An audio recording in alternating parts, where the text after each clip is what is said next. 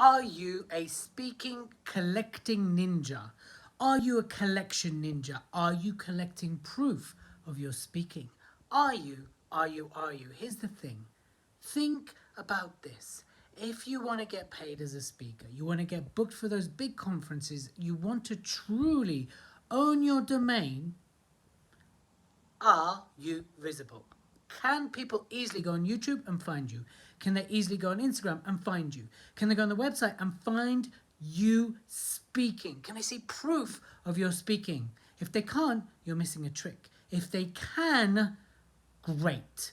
Are you asking for the right fee?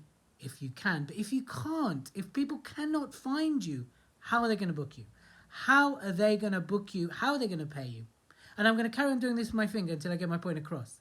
But you know what I'm saying, right? Be seen, be heard, and be more giraffe. Be found. If not, you're missing a trick.